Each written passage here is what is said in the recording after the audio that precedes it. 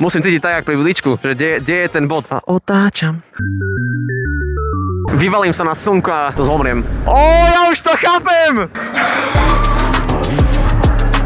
Čau, pes. No, fez, zlaté čiči. Takže ja vás vítam.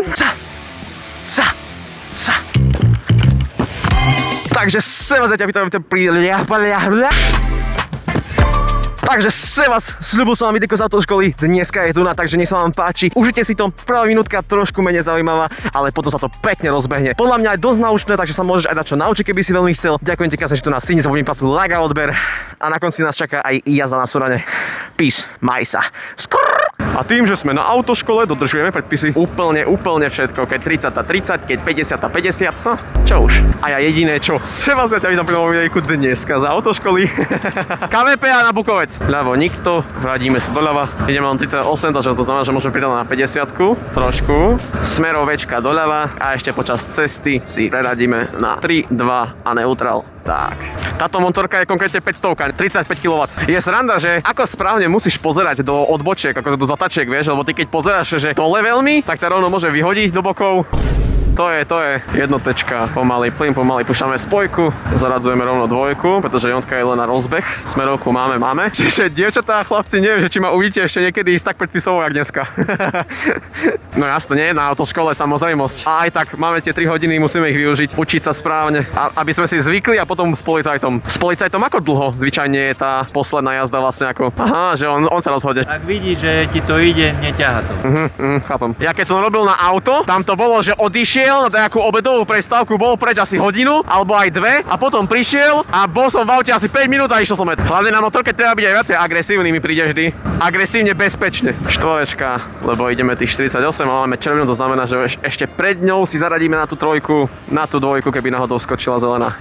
Jak si sa dneska vyspal? Dneska som sa vyspal, ale oveľa lepšie ako vtedy, čo sme mali jazdu v daždi. A ja som truba, lebo ja som sa nechal kukulu aj s rukavicami v aute. A vieš, aké boli mokré? Nepôjde. Stojí. Aha, košické mrakodapy. Dávať si veľký pozor na čiary, na prechody prechodcov, pretože tie farebné časti sú zvyčajne oveľa viacej šmykľavé. Dneska budete počuť veľa kecať, že dúfam, že sa vám páči môj hlas. 50 dodržujeme. Vidíte? Momentálne vidíte, že viem. Čo? Vidíte, že vidíte. Koso, ale ten feeling toho, že stlačíš tú spojku a preradíš si na tú štvorku je proste... Keby som nebol na autoškole, cikokso, Bukovec cestu by som si festal trošku, ale akčnejším štýlom. 50 a menej. Ako pozrite, Suron ide tiež len 80 a užívam si na ňom, jak to len ide. A tam máte to dobre, že tá akcelerácia je tam porádna. Na hlavnej zvyčajne som nechápal, prečo sa dáva smerovka, vieš, ale keď je ako 90 uhol hlavná, tak vtedy sa ma dáva smerovka aj na hlavnú. Po hlavnej? Dobre, vypíname smerovku, ktorá sa nám nevypína sama, jak na aute. Troječka, lebo ideme 30, zvyčajne je to pravidlo klasické, 10 idete jednotka, 20 idete dvojka, 30 idete trojka a na štvorke už aj ide 50 okolo, takže to má retarder, tým, že sme motorka, môžeme sa trošku vyhnúť. Tak, ale spomalíme si, aby sme boli slušní. Nemá svetla a ja mu ukážem. Svetla, nevšimol si, no. Tak je smerovka a tak sú svetla. Aha, že celá ruka, hej. Od dneska to začnem tak využívať. Ale myslím si, že to ani ľudia nevedia. Ja už viem. Smerovka doprava, tu sme na hlavnej. Vypíname smerovku. Smerovka sa vypína tým, že kliknete na motorkách zvyčajne. Aha, aký nádherný les, ja takéto cesty mám veľmi rád. Treba sa hlavne vyjazdiť a neísť rovno agresívne aj pre vás, čo budete začínať za motorkou. Netreba si dať čo dokazovať pri ostatných, ísť si vlastnou cestou takzvané. Tak a tu je rovinka, to znamená, že tomu trošku pridáme. Fajná cesta, trošku viacej tomu môžeme pridať. 70, preradzujeme na 5. Jaké nádherné slniečko. Jupi, slniečko.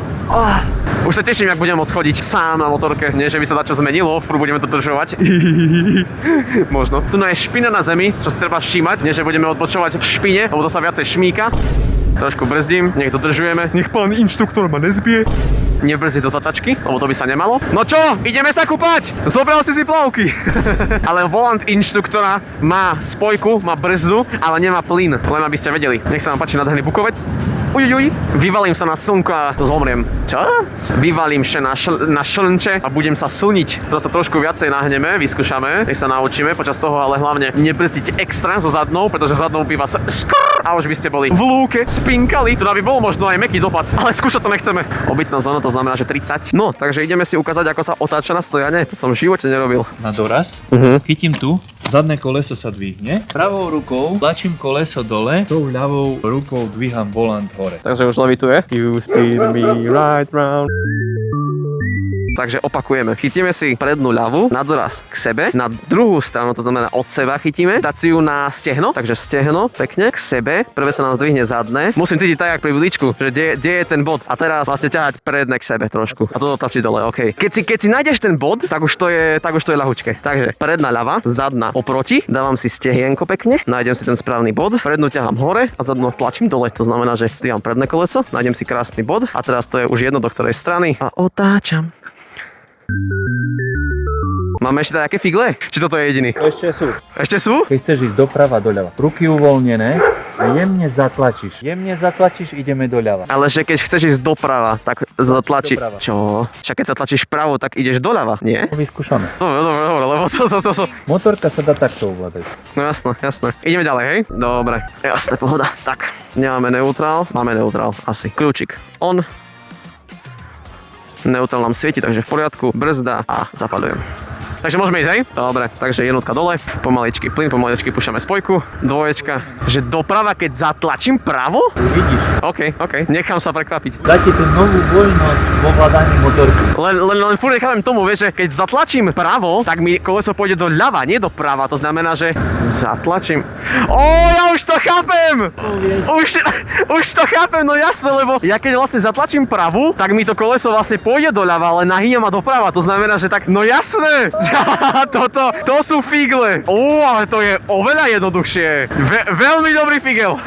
Takže pri manévri sa to viacej oplatí, je to rýchlejšie a je to o toľkokrát jednoduchšie, ako sa ťahať. To je veľmi dobrý figel. To som nevedel, že takéto figle vôbec sú. Ja som čakal, že len to s tým stojanom. A toto je veľmi cool. Teraz, potlačím ľavé a jak ma pekne nahne. Ale to dáva strašne nový feel do jazdy. To je super. Že to naše nikto nie je. Jaj? Lebo sú ľudia v školách a v robote? Tak je to dosť možné. Krásna to jazda. 50, nechcem ísť viacej. Za nami je auto. Ale tu nás chce predbehnúť, takže ja sa mu uhnem. Sagan. Ideš. Fú, ale nechcelo by sa mi toto tu šľapať na Bukove. Im sa asi chce.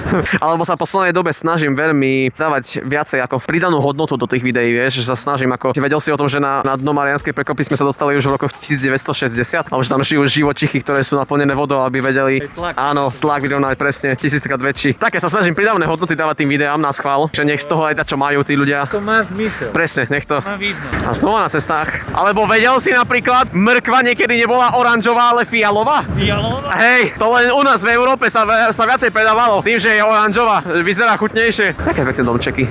Také pekné domčeky poukazujú. Aha, krásne, toto je pekné, strašne. Sa mi páči, že tam ten jeden vyzeral, že je postavený len z brikov. Tento je celý žltý, tu nádherné, veľmi. Tak toto je dom. Takto mať vonku schody.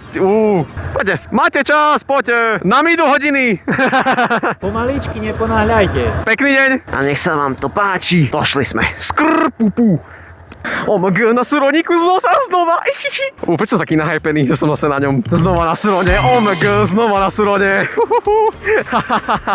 Ježišmária, ale ten Suron je proste o toľko iný. Už len z toho dôvodu, že je to proste elektrina. Reálne je proste. Wow.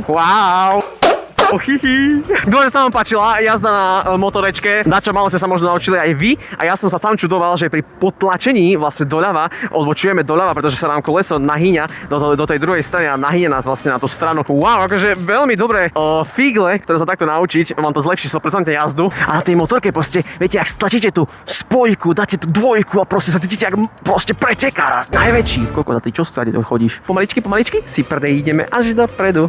Som chcel predbehnúť autobus, ale to nestíham. To nebudem riskovať, lebo náhodou ma shodí doprava a budem a budem pipu. Ale akože za autobusom si to môžem hodiť na zadné, ne? Hopa!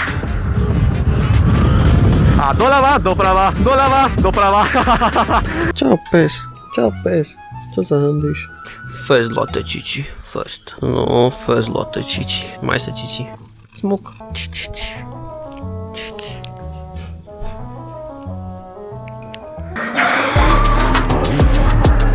kokso, ale keď sa pozriem na nebo, tak vyzerá, že bude pršať, to znamená, že nemám extra veľa času, no.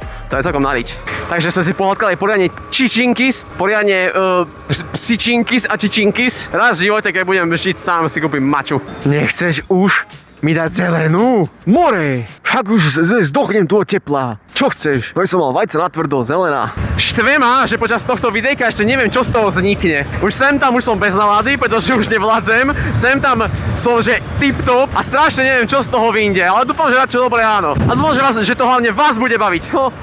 Momentálne sa fest bojím, že ma nevidí, ale má tam ten senzor, čo majú tie novodobé autá, že vám pekne ukazuje, či tam dačo je, či nie v slepom bode. Takže momentálne ma ona vidí, ale keď mala staré auto, tak si myslím, že ja som v takom slepom bode, že priamo do mňa by sa, keby sa chcela zradiť, tá ide. No a dneska je streda, to znamená, že strihať video mi treba, som rozbitý ako kus chleba. Ja ti krásne pekne ďakujem, že si tu bol. Nezabudni ma podporiť lajkom a odberom, keď sa ti páči môj content. Ja už som vybitý, rozbitý, vyzerá, že bude pršať, takže sa trošku ponáhľam. Ďakujem ti krásne. Jediné čo je vždycky, peace, mier, maj sa, díky, že pozeráš.